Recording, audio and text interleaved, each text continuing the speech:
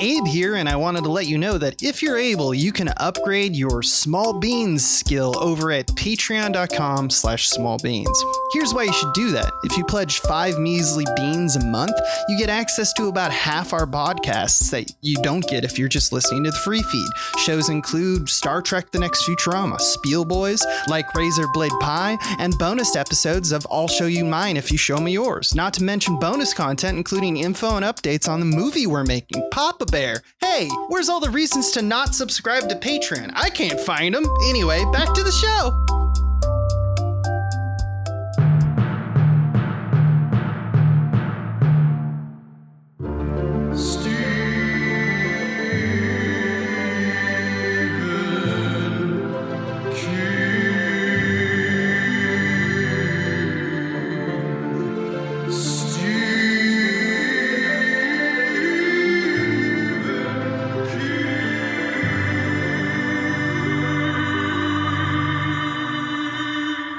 Shawshank Redemption. Shawshank Redemption. This is the tale of Andy Dufresne, and not a Zappa song about cocaine. But the Shawshank Redemption we review today would make you cry a million times. Like when he almost gives a blowjay. Shawshank Redemption. That's life in prison. Frank Zappa doesn't get enough love. Do you know that song, Cocaine Decisions?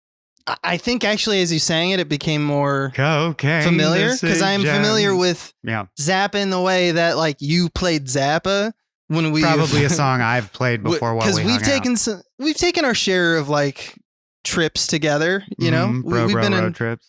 We've listened to each other's playlists and whatnot. Yeah, so back in the day. And you definitely had a lot of Zappa time. And that feels like what's the name of that one? That feels Cocaine more Decisions. Popular. Cocaine Decisions. And it's about, in fact, one of Zappa's main things is, even though he was a weirdo freak, it was all organic, baby. He just was a weirdo freak. He took no drugs and was super straight edge. And in fact, he thought drugs made you stupid and like dummies took drugs. So that's one of his many songs about how in the 80s, everyone he knew was super into cocaine. And he thought it was fucking stupid. He does a lot of songs about how drugs are stupid to him. Of course, you'd have that thought, you Weird Al loving motherfucker. Yeah. You always loved the weirdos. And you know what? I'm all about supporting the weirdos. That's why I love you, baby. And that brings us to support the weirdos. Support the weirdos. Patreon.com/smallbeans. No. Oh, okay. It's another episode of Cock King's a King. There's one of your lieges. Abe Epperson, I'm one of your lieges, Michael Swaim, and we cover the adapted works of Stephen King. The things you watch, not the things you read, because that's just slow watching, and we don't do that. We're fast. Yeah. We got to go fast. And hey, I bet this is one of the most hotly anticipated ones. It's got to be, right? Outside of Maximum Overdrive. Yeah. Duh. No, yeah, I think this is this was a flop, but then Wait, Shawshank Redemption. That really does blow my mind. Truly? Prison movies don't move the needle, brother. But it's Frank Darabont was an unknown. Morgan Freeman wasn't as known as like. This is his whole trope now. Is just the thing. You know, you guys know what I'm talking about. The scene at the end of this movie is basically the rest of Morgan Freeman's career is off of the vibe we all felt when we heard him talk about Zihuatanejo. Yeah. It's like what you do when you imitate Morgan Freeman now. He just had a series of bangers in the 90s. That all involves soulful voiceover.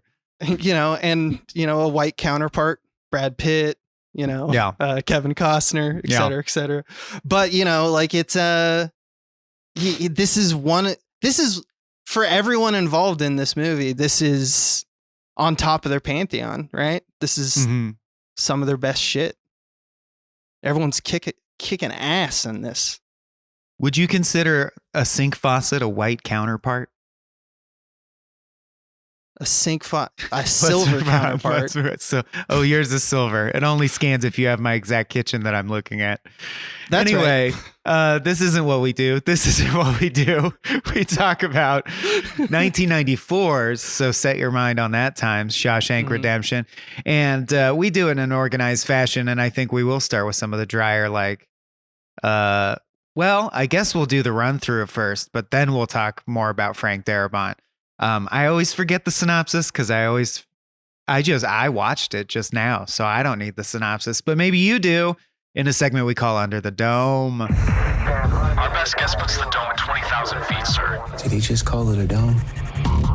You think we might be stuck in here a while? It all starts with Timmy Robbins, baby. Well, it all starts with If I Didn't Care by the Ink Spots as we slowly pull out of a shot of a radio, which I will just point out is Fallout. And I like that. Yeah, okay. Okay. I don't think they were thinking that when they shot that. But then you get Tim Robbins, maybe Yep. to me, the greatest white male lead actor of this era. Andy Dufresne. He's my Tom Hanks. Like, I love him so much. You're a big Tim Robbins. Tim Robbins. Oh my God. Zappa, Hudsucker. Oh Tim my God. Robin. I'm a Weird Al Sega loving- kid. It You're all Sega. comes down to if you were raised Nintendo or Sega. Seriously. Yep. I like Pepsi more than Coke. It's all only because of Sega. I mean, I love it because grooms you I- to be an alpha or a beta. I love it because I was raised to be like the design, like the archetypal basic bitch. So here we are. You're sucking down Coke playing your Mario Brothers. Andy watching Dufresne is Tom Hanks. distraught and Okay. drinking in his car. He's going. He's got a gun in his hand. It cuts between his court case and the night of the murders play out. His wife has been cheating on him, and apparently they were both shot. The lovers were shot with his gun, even though they didn't find the gun. We don't see the murder in the play-by-play. So it's a classic case of he said, they can't say, and he gets 2 life sentences. Did I miss anything? Yeah, only that basically his arc, and the judge calls it out explicitly, is his Oh, yeah. problem is he strikes everyone as a cold, uncaring man. He's like Vulcan-like. It's just his manner. He's a very low emotion He's like, guy. it chills me to look at you. You're like an icicle to my heart, and therefore legal action. Also want to point out it's the same setup as Dolores Claiborne, which is the last episode we covered. Well, So, you know. okay. So while we're on it, people love to shout out because we don't read the books. You're welcome. Welcome to our level lowest common denominators, which we call fans of this podcast. Now, people love to call out, and you know what? They're helpful. It's good info that the Dolores Claiborne eclipse handjob fairy scene being exactly the same as the other movie I already forget, handjob fairy scene eclipse, is Gerald's Game. Gerald's Game, thank you, is intentional, and those books are connected in that way. And there's even a scene in the book where they see each other through a reflection, like Dolores Claiborne sees Gerald lady. And I wondered if there was that with this, with Green Mile, with the pissing, Abe, because they have long pissing scenes. And I could imagine going through the piss stream, and then you're in Tom Hanks's piss stream, you know?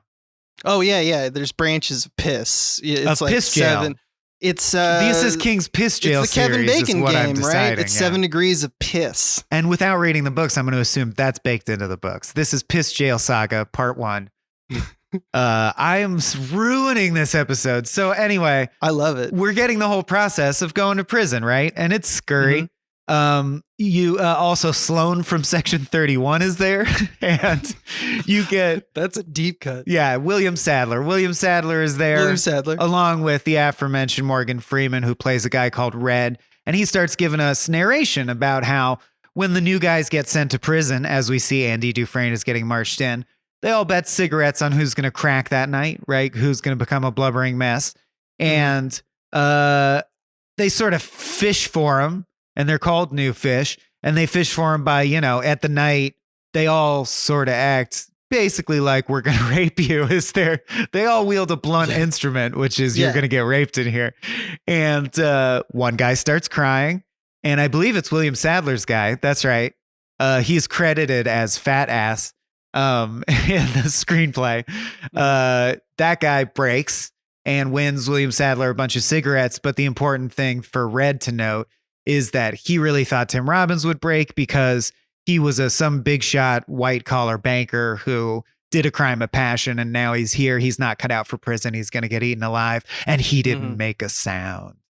So he just like uses his icy powers to skate through how horrible prison is. Yeah, and only thing I want to add is that the aforementioned fat ass, who squawks in his jail cell, he basically causes the guards to summon, and that's where we meet Clancy Brown, who's cruel and violent and very much a typical portrayal of that we've seen before from The Green Mile, and just in terms of like cops in general, something that King does. He's like, they're usually out for blood, and he beats the shit out of the man who, obviously broke. Yeah, we actually meet all the devils real quick. I kind of glossed over, but the warden comes out, and he's he's the fist, he's the hand inside the glove of Hadley. He acts like civilized and talks about redemption and God, but when someone needs beating, he just looks at Hadley, and Hadley beats the shit out of them. So you get that relationship sort of established, and then you also get the we'll talk about it in it. I guess I'll save my issues for it, but we get a James Caan looking motherfucker who becomes Andy's rapist, who leads this group called the Sisters, who basically rape people for dominance in the prison and have targeted him immediately. So we know, oh, well, that's going to be a problem. It's just that air is in the air. And then it takes a month for Red to says like, I took no special interest in him until a month later when he finally talked to me. It's the first time, as far as he knows, that he spoke in the prison, like since he's entered the prison. And they have a quick chat. He says, what are you in for? And he says, I'm innocent, actually. And he goes, well, everyone here says they're innocent. And he goes, okay, like he doesn't, that's fine. I accept that. Can you get me a rock hammer? And he goes like, I don't smuggle I am the guy that smuggles shit, but I don't smuggle weapons into the prison. And he goes, it's not a weapon. And he goes, well, or escape shit. And he's like, you can't escape with it. You couldn't dig through a wall with it. And he explains how small it is, and it's this tiny little pickaxe. And he goes, okay, you're right. No one could ever dig through a wall with that. Good setup. And says he'll order it for him. It'll take him weeks or whatever. And he goes, look out for those sisters. And he goes, yeah, I know. Yeah, that's not gonna be good. I don't know what to do about it. I'll figure it out. And I think he charges him $10 and says, I'll get you the thing. What's after that? We get a nice little montage of kind of the friendly inmates. I mean, you mentioned William Sadler. Oh, right, the less than. But you also get, I love this little bit that they do with Brooks, because we meet, at first he's this old man played by James Whitmore, who asks for a maggot that's in Andy's food. Great image, because it's like does double duty. It's a part of the scene, but it's also like the food has maggots in it. Yeah. So, but it's a fake out. He's not a crazy man. He's not crazy. He's just got a little bird in his pocket. Well, he is crazy, but differently later. A sad kind of crazy. Yeah. So from jump, we're like, as we're doing with the, guards, we're on the other side, humanizing the inmates. They're not really criminals. We feel like we don't really talk about what they've done, which is something that I think is interesting about this movie. In fact, we learned that the man who Clancy Brown beat actually died. And it's like, oh, so violence and that can just happen. It happened on day one. So, and they kind of feel guilty clearly about betting on it, but then are in denial about that. It's interesting because it's at least one shade nuanced of a reaction. William Sadler almost overcorrects. Like, who gives a shit what his name is? He's fucking dead. Let's all just eat. Everybody shut the fuck up now. And we get we kind of get an intro into the operation that Red runs, which is kind of through the laundry. That's where he gets like the cigarettes and the rock hammers and whatnot. And Brooks is the librarian. And about 30 minutes into the movie, we get the attack of the sisters. So this is where Andy works, is in the laundry space. So they all are kind of congregated there. And if there's like an after hours situation, which I don't know how true that is to prisons, but I don't know anything much about prisons. But like, as you mentioned, they're the kind of rape gang led by Mark Rolston. And narration kind of tells us that this goes on for 2 years until we kind of get sometimes he fights them off and sometimes not. So he gets raped regularly. Yeah. So, yeah, exactly. And then we get this first big beat, which kind of starts our like Messiah story. which is that the roof detail kind of starts. They need Messiah. to. I know I didn't need- think of it in those terms, but sure. Oh hell yeah, dude! We need Freedom we need Messiah. to like fix this roof. So Red has bribed the guards because it's an outside detail, and that's fucking great. So all of his friends, including Andy, kind of get involved in this roof detail.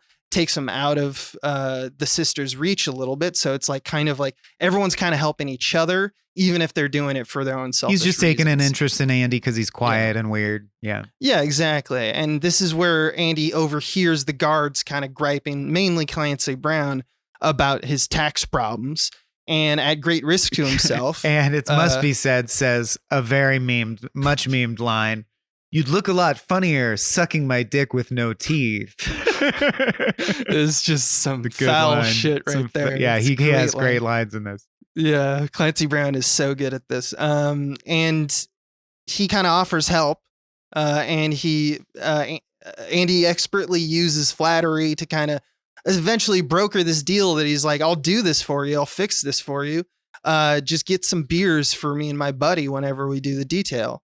How about that? And that's how the prison system works. Quid pro quo, you know? And I love this line because it's like, it's kind of paraphrased, but it's like, and that's how it came to pass. You know, Andy Dufresne got us these beers. We felt like free men. We were lords of all creation. Felt like Morgan. Right. I And think so he I did just- it just to feel normal again, if only for a short while. Got I me. love I that. cried. That one's great. That one's like the heart of the movie. That was right my there. first cry. That's the beginning because it reads like both lines kind of read like scripture, right? Like Well, basically this yeah. is the scene where he's making wine for the disciples. I think that's true. And I also, for me, it resonates beyond. It makes you meditate on just how much it sucks to be in prison generally and all the people in prison. And it becomes very for a sure. sad moment. Yeah. What else? During movie nights, yeah, they movie watch night. Rita Hayworth. And he asks for a pinup poster. And then I think notably and somewhat cleverly, but I don't hear it mentioned much, he gets a bunch of posters. So he becomes like a poster guy who has a lot of stuff on his walls in the prison to sort of distract, I think, in retrospect.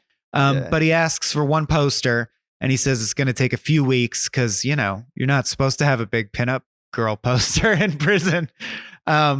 And then he gets followed by the sisters who want to assault Andy in the projection booth. This time he fights him off with a film reel and then by saying, basically, if you make me suck your dick, I will bite your dick off. And so they go, then we'll just beat you to death. How about that? Now, Right. Are you clever, banker boy? And the lead antagonist, whose name's Boggs, I don't know if we mentioned, gets a week in the hole. And I gotta say, love the chilling performance from Ralston on just the shot, because it's all established with just one shot, where an off-screen voice goes, "Time's up, Boggs. Like, your week is done." And he scoffs as if to say, that was so easy. was That easy, didn't yeah. affect me at all. And he goes, "It's your world, boss." And it is, because they have him fucking destroyed. Hadley just beats Boggs, like, as if to say with each truncheon blow, stop fucking raping people, and like beats him until he can't walk anymore. And he blubbers and screams and begs for mercy, and it's really graphic. And he gets so injured that he's sent to some minimum security place elsewhere to drink through a straw for the rest of his life, which is good, I guess. I don't know. I mean, this at least is how Andy is no justice longer let out. threatened. Yeah. This is the system of justice now. And I want to kind of point out that the motivation for the attack is entirely, Andy Dufresne is a made man, you know, like Now, you can't touch him because we like him. He does our taxes. And so Andy Dufresne is already within 2+ years of moving in the prison, has gotten on the guard's good side. And in his, like you mentioned, the room search of Andy's cell, where we kind of meet the warden. Andy realizes that the key to his heart is the Bible, and he lobs some scripture at him. Again, he's currying favor. So this is probably something that is also coming from the warden. Like, we can't have that dude doing that shit. And I love how Andy Dufresne in that scene explains away the rock hammer. He's like, I make chess pieces. And I think that's actually where it probably started. But then he It's just a hobby he has. And the warden kind of gives him a pass, like you mentioned on the Rita poster. But he wants him to help do the prison books. So he now works alongside, he works alongside the warden. He's working alongside Brooks in the library. His cover He's is safe that he from the works in the laundry. library, but he's Yeah, really and doing so- the warden's books because the warden realized he knows tax loopholes, and he basically starts using him to commit tax fraud. And Andy very intelligently is like, that's good for me to be involved I in can help that. you, I yeah. have leverage over him now. Yeah. So I think it's just important to note that like the warden is the one who's like, you can't touch him now. No one can touch Right. him. He is safe from everything. And I think that is that kind of vindication from the false kind of society that is the prison, the kind of corrupt society that it is. He's playing their game, right? Yes. He's being And at yeah. first, his only goal in playing it, it seems, is to use it like, I'm in prison and I'm smart or good with numbers at least. I may as well make prison life more bearable for everyone. So he's basically trying to get grants and funds for prison programs. So it starts by writing a letter every week to the state to set up, to get more books for the library. But at the same time, it's intercut with now he's doing all the guards' taxes every year and getting Yep. them good deductions and shit. But also he's trying to get a pool table for the rec room, and there's going to be chocolate milk in all the drinking fountains. And, And he's hiring like all of his making it friends during cool. tax season when they needed more people, Yeah. like, so it's like he's helping everyone. He's raising the camp up. And he's becoming a pillar of the community, so to speak. Orange is the New Black would not exist without this movie for sure. It wouldn't know what vibe, or I don't know. It's the same vibe.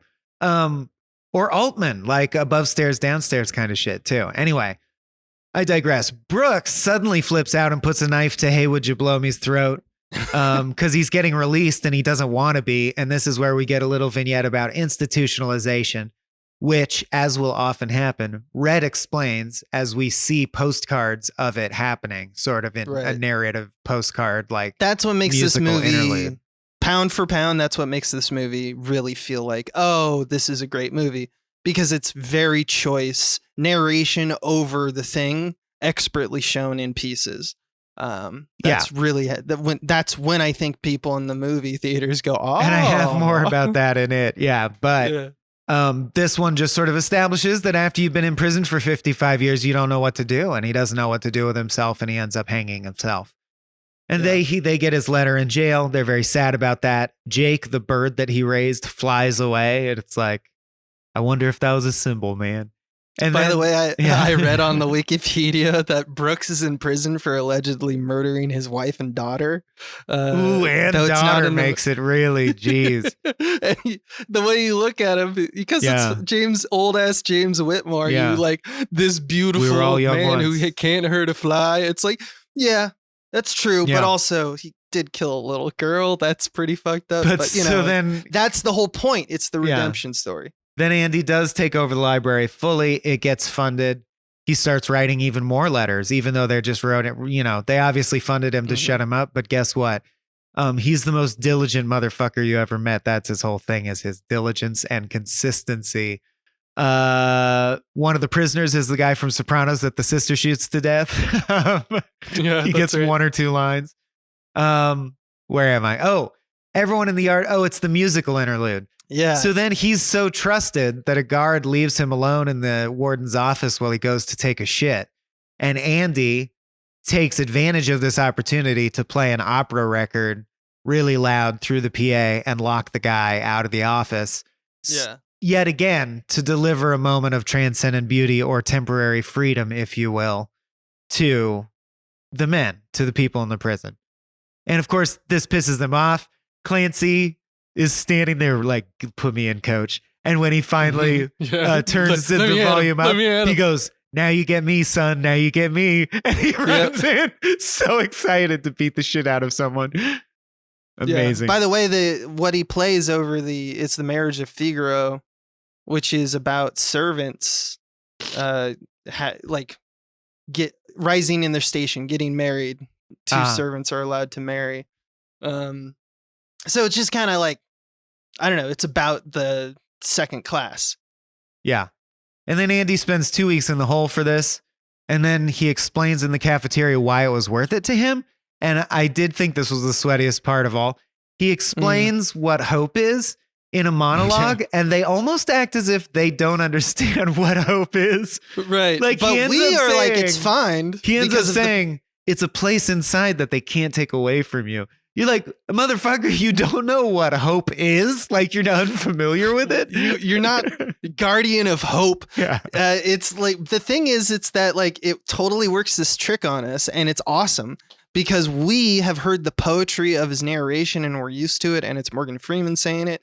So that when you jump into the precipice of like, this is diegetic, this is now in a scene as opposed to this is narration, it feels like it's like, yeah, no problem. He always talks like this. Right. But it is weird to think like if you're at it in a cafeteria and a guy just lobs this at you, you're like, fucking thought he was my friend, but I'm not sure he's my friend anymore. Like, the 2 weeks in the hole was worth it because of intangible qualities of things I value mentally. Oh, great. Thanks. Like, it's like, how dumb do you think I am? But it's a good moment if you just take it at face value. Red sort of takes the opposite opinion, which is hope is poison. Hope is bad. It's fearful. It never works out.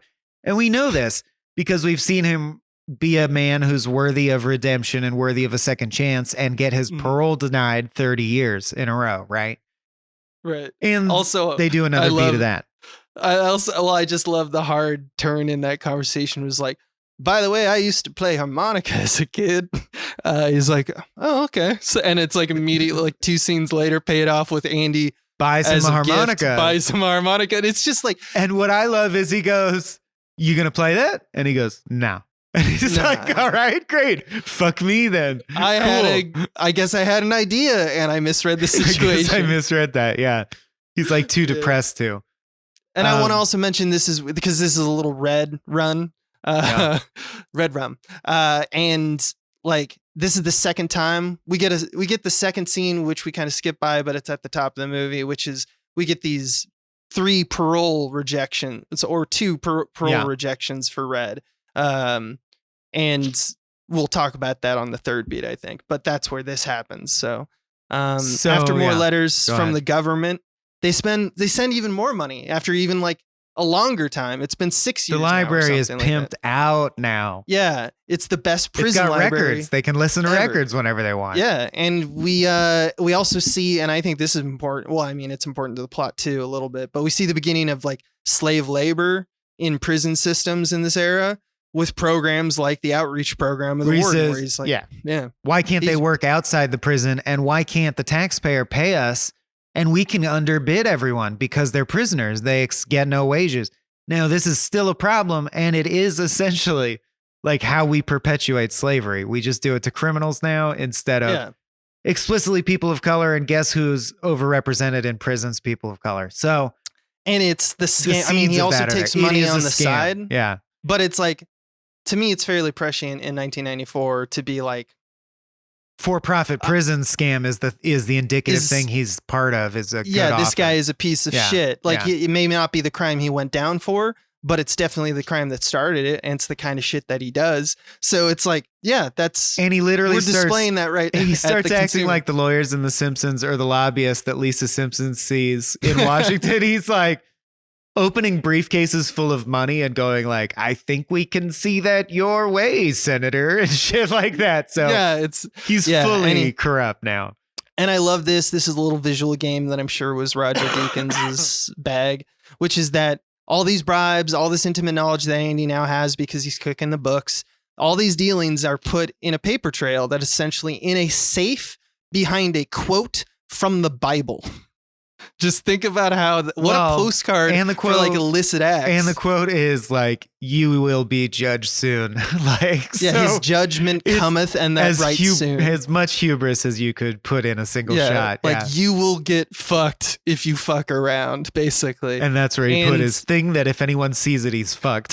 So it's just like loudly pronouncing the hypocrisy of false believers, and we'll see Andy's gonna go ham on this temple. Yeah. He's just gonna go ham on it. So he invents a fake guy named Randall Stevens who shields them from all their tax problems as a shock absorber. And he is basically the warden's in his pocket. Then they introduce something that's going to come and upset the balance, which is a Brian Setzer type guy named Tommy. Mr. Rock and Roll. He's a rock and roll hillbilly greaser. He's a good old boy. And he wants to earn his GED. He's like trying to better himself. And the other thing is he just does dumb shit and ends up in prison and steals TVs and shit. So he's been in every prison across the country. And he ends up having shared a bunk with Elmo Blatch, which is just a disgusting name. How are you not going to grow up a murderer? You're named Elmo Blatch. Yeah, you're just gonna get beat up every day and also do beatings. Hey, Blatch. Like your whole life is violence. So this guy laughs like the Joker and brags to Tommy in a flashback about how he kills anyone who gives him shit. And there was this couple who gave him shit and he killed both of them. And then he heard some banker went down for it and he finds that very, very funny. So obviously that's our boy's story and he wants to act on that. So he goes to the warden who he thinks he has good relations with. And I think the warden at this point, you see it start to brew. The warden is like, I need to put this person back in their place. They don't think they're a prisoner anymore. They think they're my associate. And that is a danger to me, right? Because the warden knows there's a paper trail, but his whole power over Andy is like, he can't hurt me. He's under my control. So he sort of has to reassert his control. Right. Yeah. So it all comes to a head when Andy says like, you got to give me a new trial. And he goes, no, I don't, in so many words. And he's like, how can you be so obtuse? Are you being willfully obtuse? And he goes like, you're calling me obtuse? You're one of the prisoners in my prison. You called me obtuse? What did you just fucking say to me? So, and then, the worst thing he could have said, truly. Tim Robbins goes, because he jumps a step ahead and it's so embarrassing, right? You know he's fucked when he says, and I would never tell anyone about the laundered money. That's not what this is about. The warden goes, never mention money to me. Gives him a month in the hole, has him beaten, whatever, right? And then I think at the end of the whole month, he says, give him another month to think about it. It's some like ungodly amount of time in the hole. Yeah, it's time means nothing just to in this break it. null space. Yeah. But we truly see like the Leviathan smile kind of thing happen where the warden summons while Tim Robbins is in the hole. The warden summons Tommy, his new project, the good old boy, to the outskirts of the prison where he sets it up to look like Tommy tried to attempt escape and just has him shot. So that the warden is basically saying like now he can't go in front of a jury. I have control of Andy. And we have not up to this point thought, wow, okay, so he'll even just do a murder. Okay. This is a new echelon. Yeah. Yeah. And Hadley does it, which it's funny because Hadley says stuff like, how you doing, butt steak? And you're like, I want to like this guy.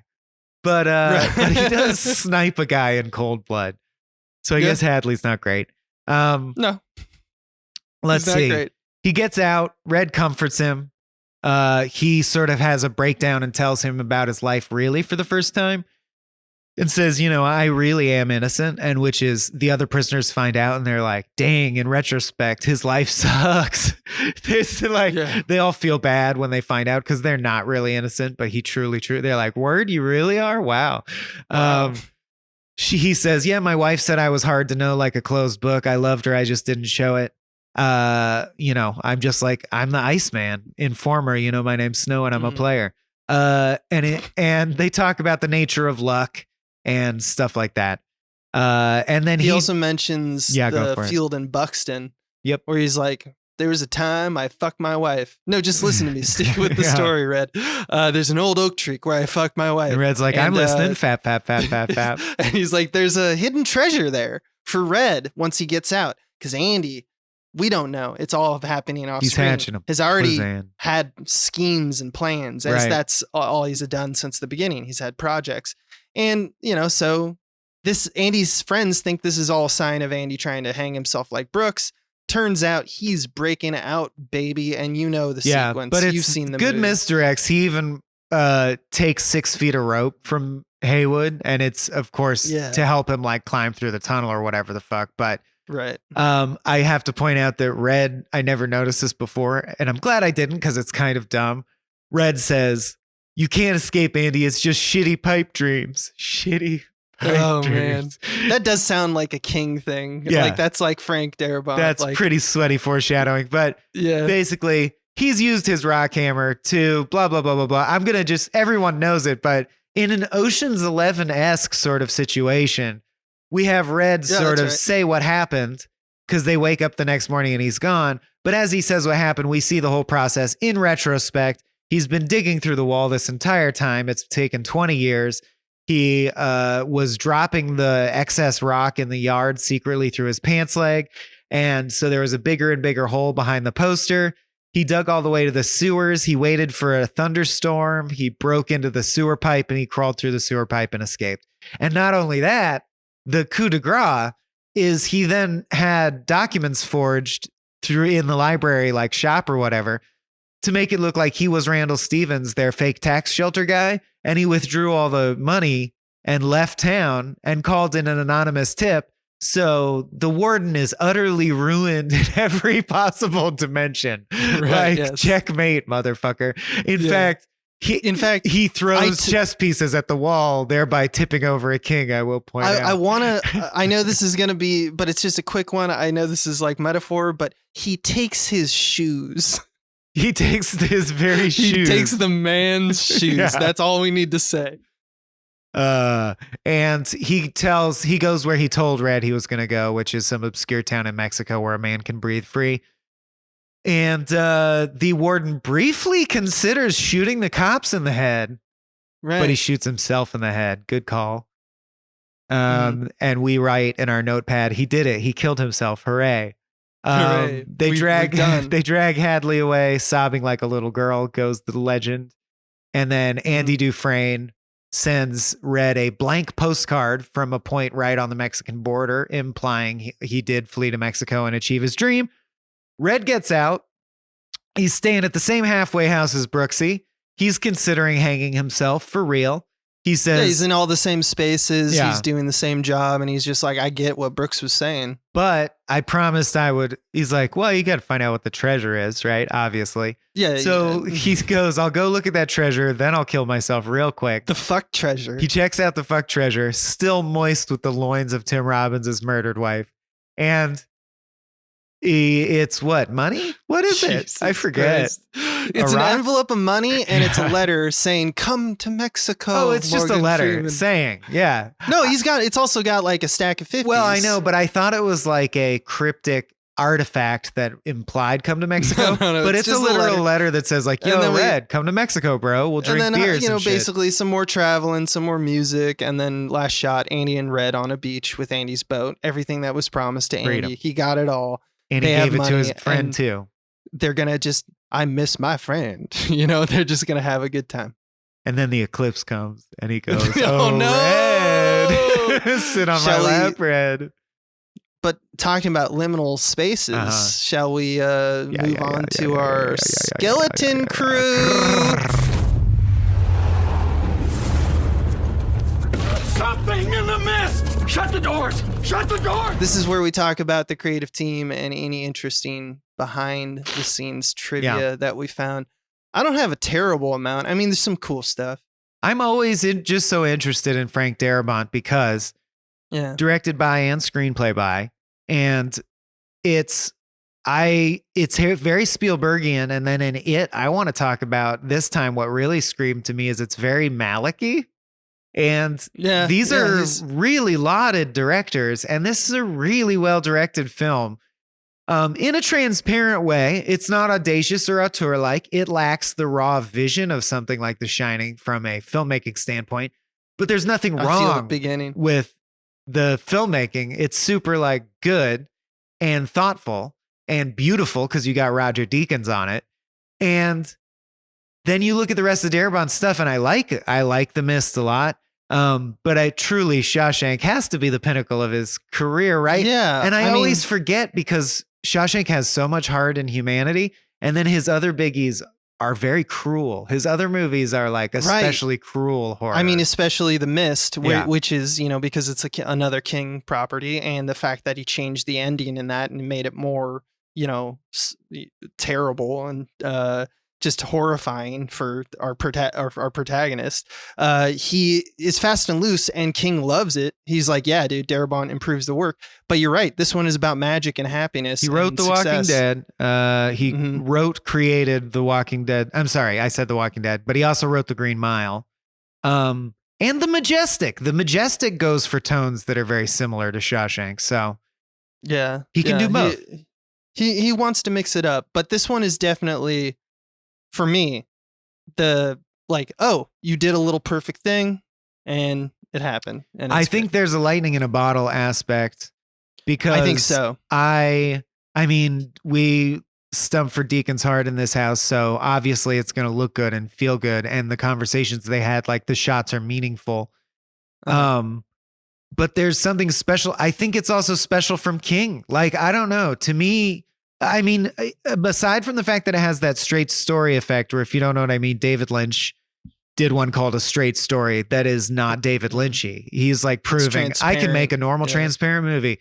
And I feel like this is a normal transparent drama written, based on a normal transparent drama from King, which is not, so is The Green Mile, so is Dolores Claiborne. So it's certainly not outside his wheelhouse. But I will say that Shawshank Redemption, of everything King wrote, seems to have the vibe of, okay, I'm not fucking around. I want to now like tell some truth, or I'm trying to really like be wise now, which he doesn't reach for often. It's only happened a handful. Even it is just like epic, but The Stand is meaningful, right? And there's one or two times he's tried to do meaningful. And I think Shawshank is full of humanity and wisdom and meaning. And that's why people are obsessed with it. I have a theory on that, but I'll save that for our next segment. Just because I think that it's important that we kind of say, like, here's what King typically does with this type of story, and here's what Frank Darabont does. I want to mention Darabont because you mentioned the word or the phrase lightning in a bottle, and I really think that's right, because Darabont at this point in his career, he bought the rights to this for $5,000. He was inexperienced. Yeah. And he clashed with the crew and cast throughout the production. Like, it's well known documented in interviews with like Roger Deakins and Morgan Freeman that like, and apparently the Roger Deakins, who is kind of well known at this time, kind of got some things under his belt, kind of trusted. So between the two of them, you really do have that older DP, younger director kind of thing that happens every so often. Where the DP is more involved in the actual like shot generation. And so Roger Deakins would say stuff like his shots were more about showing sweeping wides of the exteriors of the prison. Like, that's what he wanted to do with it. And Deakins was like, I think it's better to show them sparingly so they have impact and more effect when they did pop up. And it would make the movie feel more claustrophobic and confining. So he also, Darabont would do too many takes in the eyes of the actors. One story is that he spent 9 hours on a dialogue scene where Morgan Freeman was just throwing a baseball around. Yeah. So like the next day, Darabont insisted on, all right, we're going to keep shooting that scene. We're not done. But Freeman was like, we are done. We're done. And he also like arrived on set with a sling. But Freeman isn't one to talk out of school too much. So he didn't like speak anything past that. I didn't find that, but it is kind of well documented that happens. But yeah, Deakins obviously is a big player in this one. I mean, that breakout sequence at the storm alone is etched in my memory. It's one of the most memorable photographic sequences in all of cinema, I would say, personally. Yeah, and then the other thing I feel has to be mentioned, and I'm just making sure that I say the right name. Yeah, it is Newman. Thomas Newman. Is that I think you can't overstate the lightning in the bottle effect also of the music. You may not be able to whistle it like the Jurassic Park theme, but when you hear it, you will go, oh, that's right. Shawshank Redemption is also like an excellent symphony. Like it's an album of classical music that is very good. The score of Shawshank is one of the great scores of the 90s for sure. Yeah, and Thomas Newman, if you don't know, is like Road to Perdition, one of the heaviest hitters there is. Yeah, Finding Nemo, Wall-E, Green Mile, American Beauty, Skyfall, and he also worked with Altman, who we mentioned in The Player in 1972. So that was and this is young Newman, really. by the way. Young Like, this Fig is- Newman. This is not like, I guess he's done stuff, but this is like when he's actually starting to get, like he's actually getting work now. So And you now he happen to can't do hook wrong. up with it's like a bunch of studio musicians who turn out to be, it's the guys from Steely Dan are playing guitar for backup right now. Right, It's like right. everyone is just a heavy hitter, it turns out. Even in retrospect, many of them. You didn't know, but you had fucking Morgan Freeman. You had Roger Deakins. Oh my God. So yeah, that's Skeleton Crew. As you might expect, it's a very, very good movie. So it turns out many of the people who made it are very, very good. Yeah. Very good. Very good. All right, let's move Very good. into Well cast. Well done. just talking about our big thoughts that we said we were going to talk about. And that's in a section called It. Bill, if you'll come with me, you'll float too. You'll float too. You'll float too. Yeah. Let's start with the thing that I was just saying. Do it. Just because I don't want to lose it in my brain. So what we were discussing is the like what makes a King story and what makes a Darabont story in terms of like, why is this one hit so hard? Why is this? Because I think there's some key element in this movie that Darabont does a lot in his work, which is that I think that my posit is that Darabont is just better at nonlinearity. And by that, I mean, like when King does flashbacks, like Gerald's Game, for example, then we have a section where I look back to my childhood and I realize these things. In terms of like the edit, Darabont is so good at weaving things. So it's like he gets to play that Ocean's 11 game with the prison breakout. He's throwing out different tactics at you.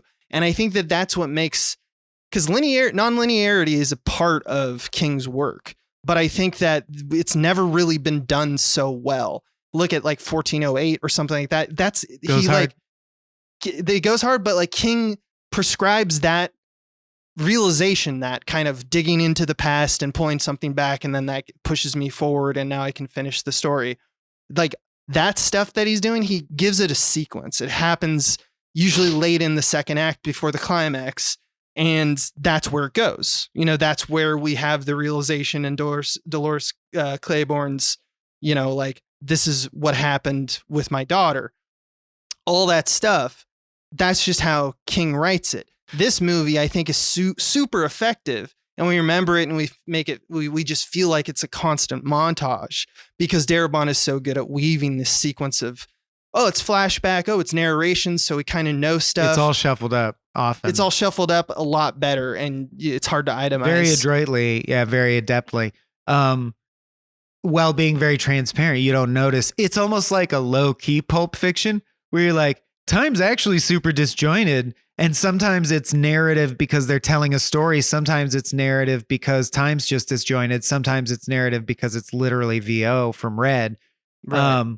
And it's all handled in a way where you don't think about it. It doesn't feel loud like Pulp Fiction. It doesn't draw attention to those. It just That's smooths also them true. over. And I just have to say a note I wrote that I loved. This movie is essentially about a man we put in prison who's so innocent the warden kills themselves. That's right. He's innocent so hard. But yeah, so that's also what I came away with. And another way of saying it, or what it unlocked for me, were they were these perfect little Maliks. And if people weren't here for our Thin Red Line episode or aren't familiar with Tree of Life or other Malik stuff, his signature is a little postcard that is some beautiful imagery that is super emotionally evocative and may be meaningful. And I think that's one way where this is a little more refined. But it may just be imagery, like vibe imagery, with narration that's highly poetic, but like calm, like a Morgan Freeman thing. I mean, it feels like all I have to do is describe a Shawshank sequence, but those are very much Malik sequences. And I'm not saying which came first, the chicken or the egg, or trying to draw that line as much as it's before them. Right. As much as I think it's fascinating that Malik doesn't scan for a lot of people, including me. I find Thin Red Line a little boring or diffuse, or like it's meditative to a point where it's like, all right, let's get the show on the road. And a lot of people have that issue with Malik, but all you have to do is do a 50-50 blend of that and traditional story beats where there's a plot turn and you actually care, and then do a nice Malick about what it is to be institutionalized. Then give us a plot beat, but then get back and do a Malick about the nature of hope. And so like all you need is a little structure. And I actually feel like I have a great appetite for these. It almost makes me want to collect like great Malicks from other movies. And I wish there were more movies structured like this, because it basically is a 50-50, like you said. It will be a scene that matters. It's almost structured like a musical, but instead of songs, the parts that are songs are beautiful montages with voiceover, like meditating on a topic. You know, those are the songs of the musical, so to speak. But in between, the joints are like a well-told 3-act screenplay that you'd expect, right? And that actual screenplay happens to be a really tight thing that gives you the thrill of, I would say, like a great sports movie, because it's one big twist, which is phenomenal. It's very Ocean's 11. I thought this was really sad. Oh, wait. From square one, our dude has had this in the bag. He's so cool. It's like you didn't need to worry. And that feels like it feels like a great sports movie where they win at the last second. You didn't see it coming. Yeah. What a good maneuver to take. Like, we talked about this recently at a Monday night movie night. Like an unflappable character like Andy. To disguise for more than half of your movie that what he's been doing the whole time. Like, you're following him, you're following someone else's version of him, but the one time that he kind of is alone, we obviously yada through that because it's just like, yeah, he was sleeping, right? Right. And it's just like that. It's so brilliant that the twist requires that Andy is not the main character. It's being told by a second party. Yeah, and it's such a good maneuver because then it's like, oh, you embedded within like the story itself, like the framework, a structural trick later. And that's the kind of stuff that Darabont is, I think, better at than a lot of people. I mean, there's a lot of people very good at it. You've mentioned their names, but it's just like, what a good maneuver. And it really pays off. And you didn't even know you were looking for it by the time that you're already swept away by just the tone and, the story itself. No, because he doesn't do shots like, okay, we're on a record player, so the camera is the tip of the needle. Like, his shots are Spielbergian, I keep saying. And he's pretty straightforward drama with good painterly light is what he likes to achieve. Right. Or what Deakins is like giving him the comfort of achieving. Yeah, I don't know. We can't get inside their collaboration. We'll never know. We won't know. But you look at the work speaks for itself. And you look at like Deakins' collaboration with the Coen brothers. It looks like Coen. And you look quality. And you look at Darabont's, things that he wants to do. They're like-minded. They probably had the same, I think that the lightning in the bottle, so to speak, with Darabont is that he probably is one of those ideas is king guys. He has zero ego about it. Yeah. He's like, this is how we do it. And I'm inexperienced in terms of this one, Shawshank Redemption. But all the stories about clashes, every single one of them, when you look them up on the internet or, you hear it in an interview, it always ends with the same basic sentence, which is, and then Frank was like, no, you're right. Yeah. Let's do that.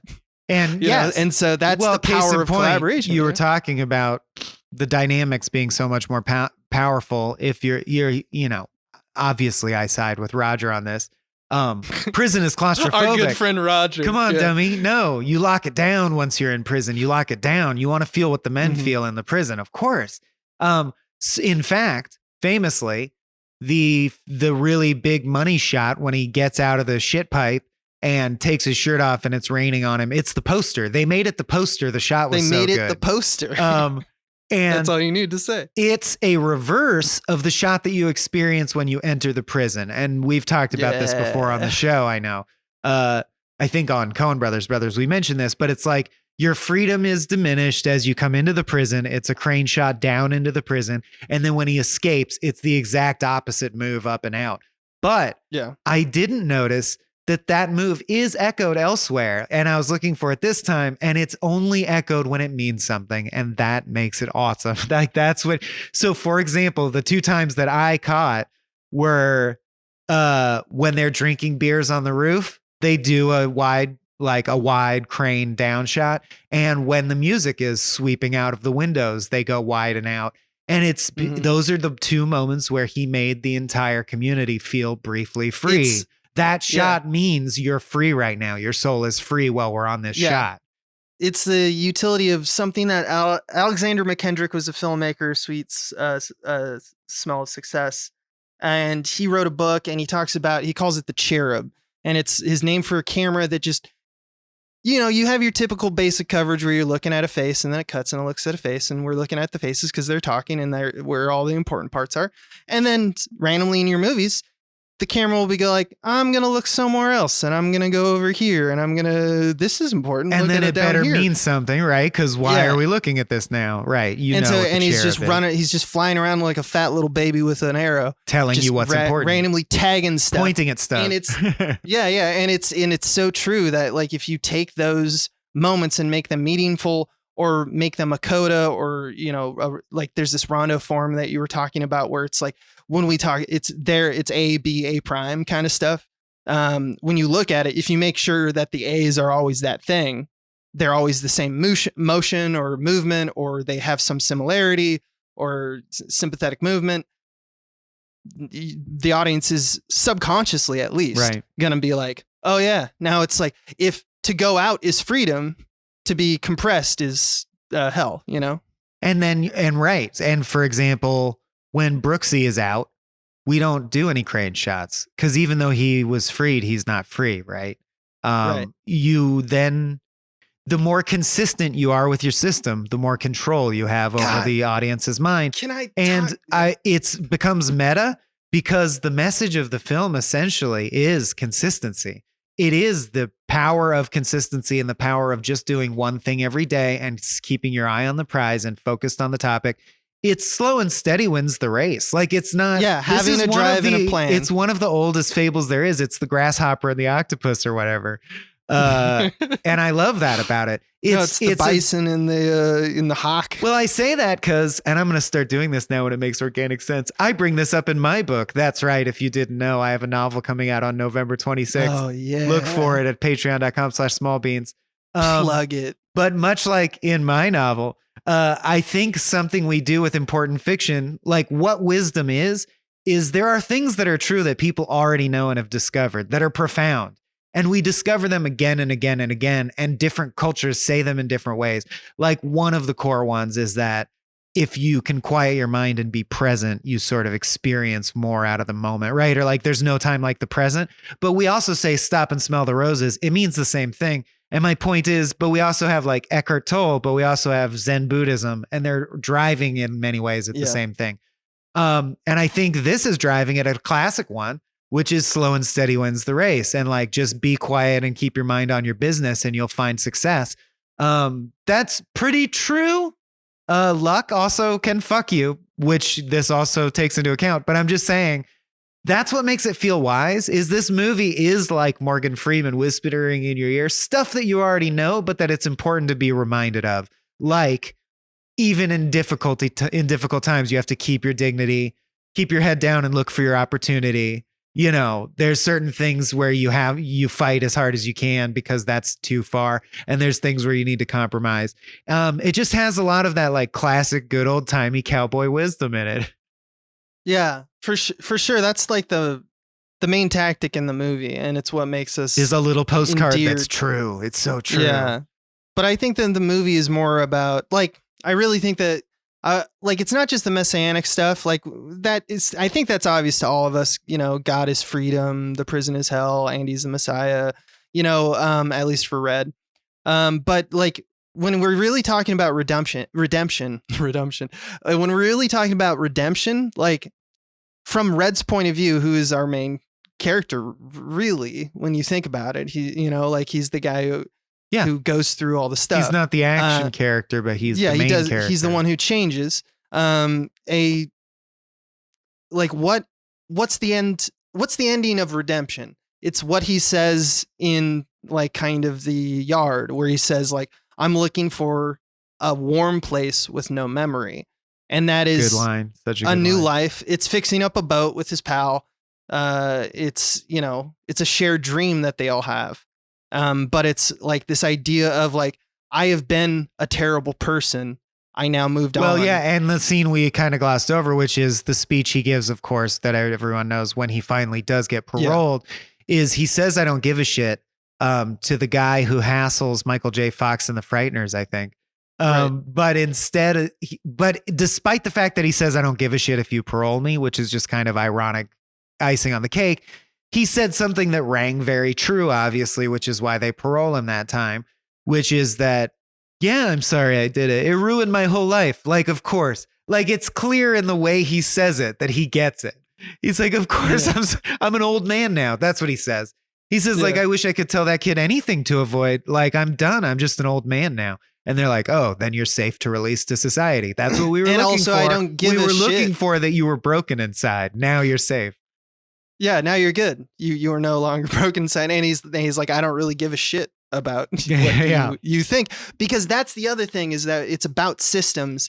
I want to, whoever decided that the place where Brooks and Red go after they're let out, that apartment where it says Brooks was here and it says like, and Red too.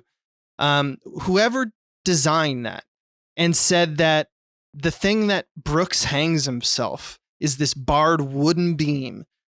The whole room has no bars, but it's like that little piece has bars. It's actually, and it's above us. It's our salvation. It's the one prison-like aspect of the room, and he hangs himself from it because he's so tied to it. Yeah. And to me, that is just, whoever did that, I want to shake their hand, because that is so fucking cool. Because before he hangs himself, we see it twice. First, when he kind of moves in and it's above him, and he looks up at it, or he looks up in that direction in that wide. And then the second time we see it, it's in the mirror as he prepares himself, fixes his tie. He's about to hang himself, and it's in the mirror. And once again, it's above him. He looks at it, and then we never see it again. We just see, a rope, feet, a sound, we're out. But I just love and then we cut to a cowboy shot where you see his back and his head bowed. But I mean, the lead up to it, I guess it's just it's just signposting inevitability. It's saying this is always looming. The prison, remember the prison. Right. And that's not salvation. That's why Brooks' story is tragic. And that's why Red's story is salvation. He got far away from the prison as possible, where it's just open skies and an ocean. It's literally the least confining space on the earth. I do feel like there's stories that more complexly dive into, because like you said, it doesn't really dwell on what they did, because Red did kill someone in some kind of fight of passion, or like crime of passion, just in a fight or something, but we never get the story. Yeah. And I think that's intentional and fine, and a fine choice, and it works perfectly well. But I would say if you're trying to get the full cycle of redemption, it is a little soft on the exploring like the actual trauma or damage. It's more about his hope is because he's innocent is part of it. Like, that's why he comes off Jesus-y, because he really didn't do it, right?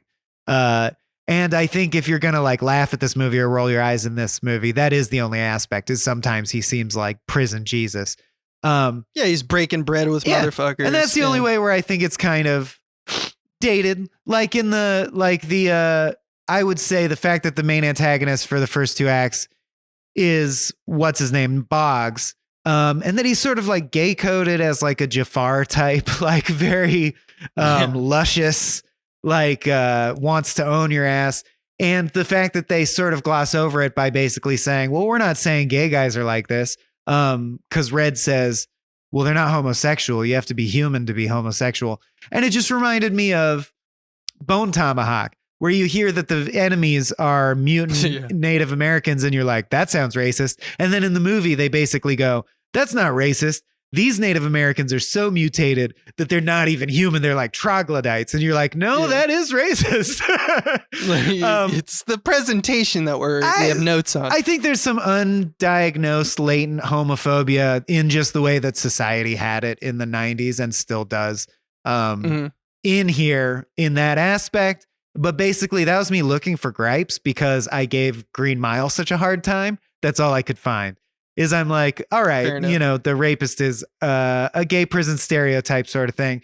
And I do think this is not a movie or even a story that's trying to as much tell you this is exactly really what it's like in prison with all the complexity of the modern prison situation.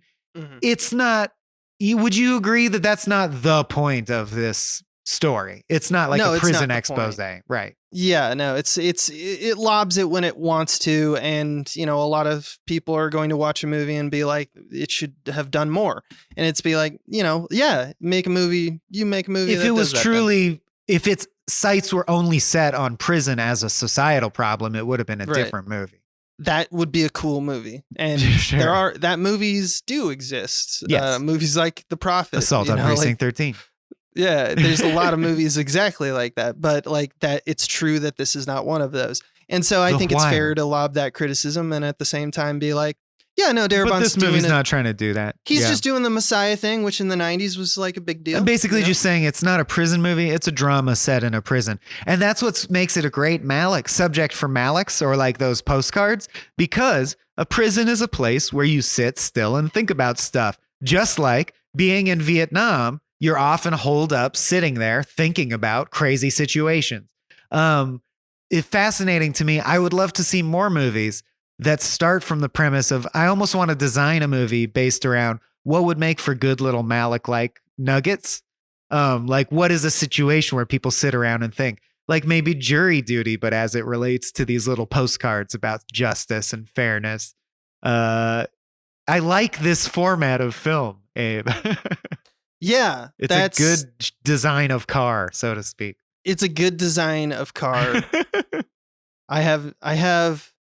I would say that one thing about this car Uh-huh. is that it feels like you're being fed pre-chewed food. I don't mind it. It's slick propaganda, dude. Yeah. But we're told by the filmmaking and the narration who's how good to think and who's about bad. things. Totally. Yeah. Completely. Yeah.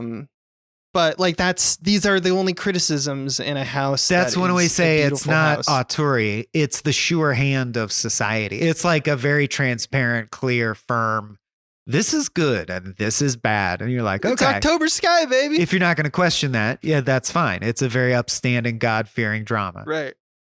And which made me and think there's it would be so funny because Red is like, I deserve to be in here. And I don't know if I got out, I'd feel so guilty. And Tim Robbins is like, I don't though. So I'm happy to go to Zihuatanejo. I deserve it. I earned it. Like he has his little speech about how he won't feel guilty if he gets out of here. And I just thought it would be so funny if he ended up like getting caught at the bank and he had to like murder 5 people on his way out of the country. But he's still like, it's okay. I earned this. I was innocent. You know, they shouldn't have put me in there.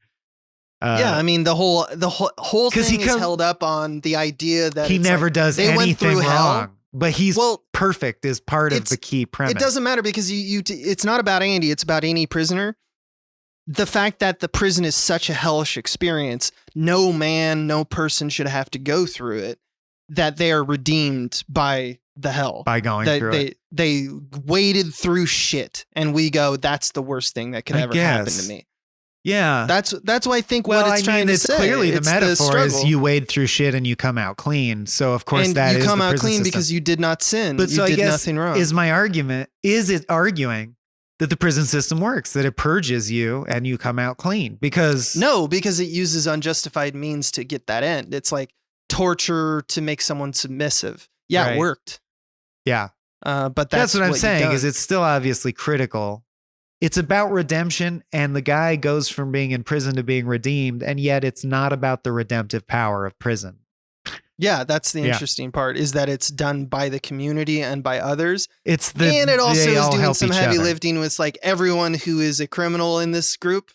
They're all like fairly good people, right? Yeah. Like they feel like they're good people. They're polite. They're not violent anymore. Like everyone already is like pre-redeemed except for like, Pre-deemed. like Tommy. But Tommy gets Poor Tommy. Tommy Poor, gets poor got. Well, he shouldn't have tied his aesthetic to something that was going to become rote so quickly, right?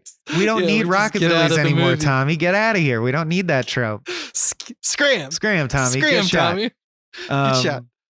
I also think it's funny how one of the Malicks, where he goes, I'm just picturing him now, Andy Dufresne, headed for the Pacific. And it is this sweeping lateral shot around a curve of road on the ocean. And a open top sports car comes into view and goes around the curve, like hugging the curve. Mm-hmm. It is exactly like if you put that shot in a car commercial, it would scan as a car commercial. I just love the power of context. I was crying at that moment, looking at not just a shot, but I mean the shot and the music and the quality of the voiceover. That exact moment would be in a car commercial. But with the right context, with the right meaning behind it, it was devastatingly emotional.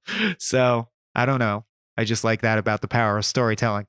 The only other note I had was that it has the theme also, of course, that hope is the most important in the darkest place. I think that's the main doesn't agree thing. with Red. Red says hope gets you burned. It's not worth, if you're in a shitty situation, it's not worth keeping up hope because you just keep your hopes up. And Andy's like, no. That's when you hope the hardest. And the movie agrees with Andy.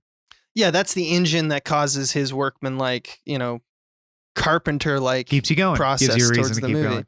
And it reminded me of the scene in House That Jack Built, which is the only other movie I can think of that does these Maliks. It was the first one that came to mind anyway.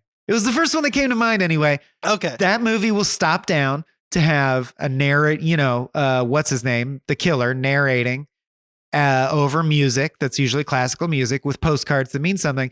And it reminded me of the one where he talks about a tree that grows where a concentration camp once was, and how he sat there and had a nice picnic under the tree. And then someone said, don't you know that's where the concentration camp was?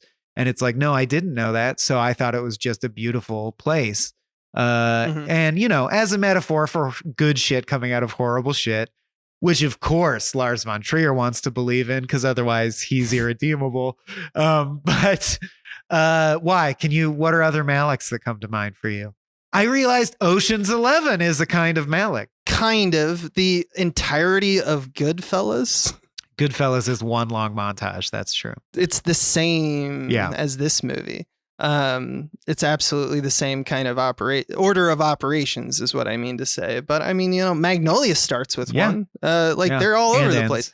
But every I know what you mean. Scrubs The point you keep saying the Malik, but I get what you're saying. It's the transparent, succinct montage it's the sequence. postcardy. Yeah. It's the let me take not just narration over an image is one way to do it, but let me just take you through a series of images that when you compile them, you're like, that is what they want to say about the thing.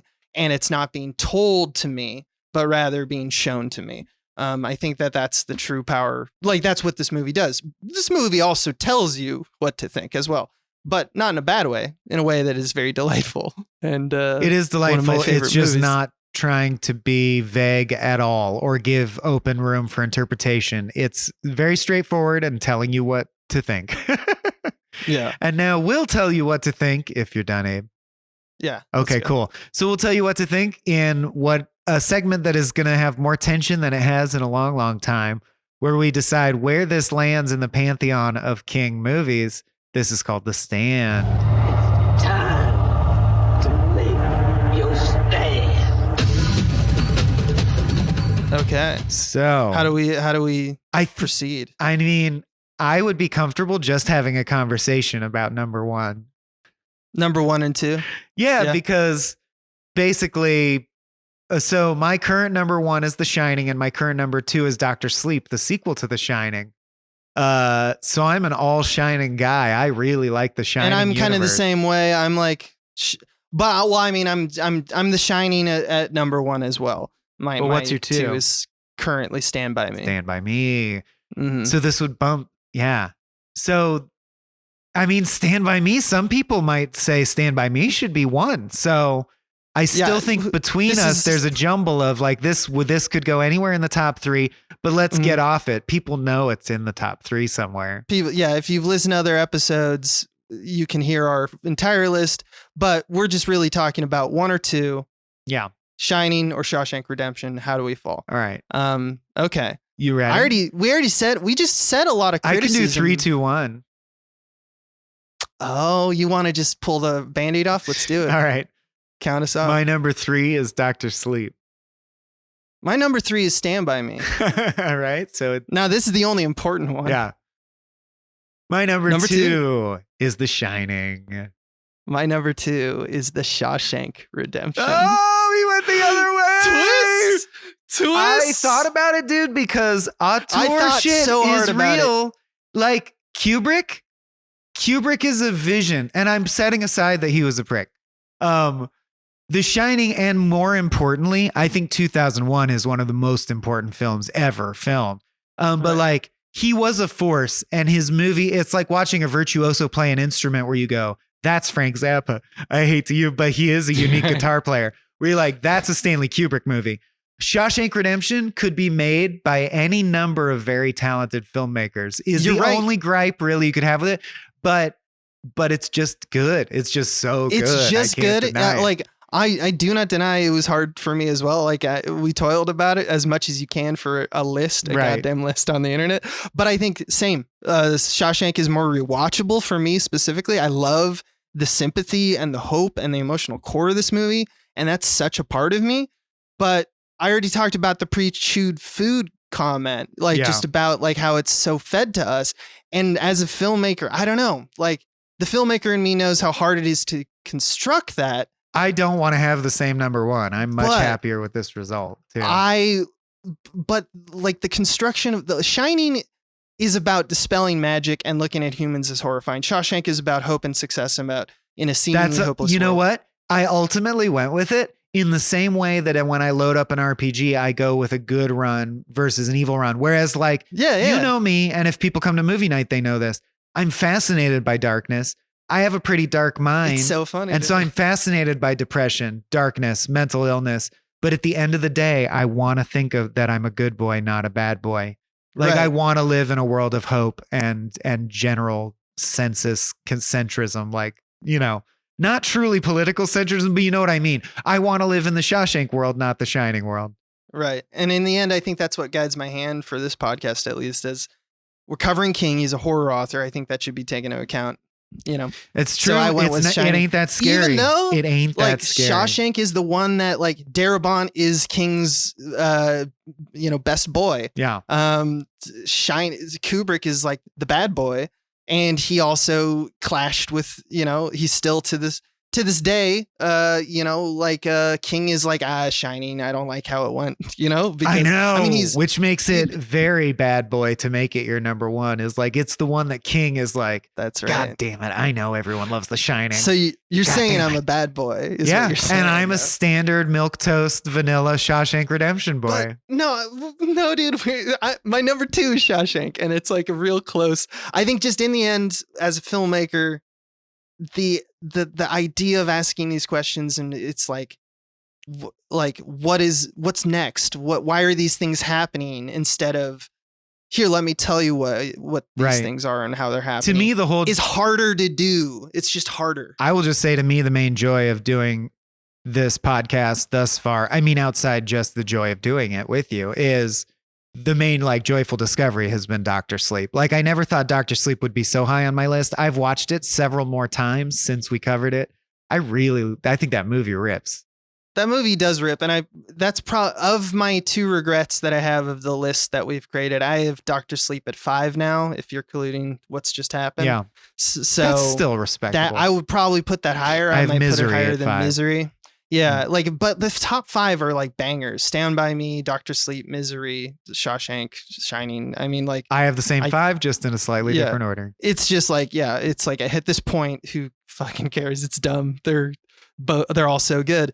The other one I probably have a regret on is I probably should put Christine higher. I have that pretty low.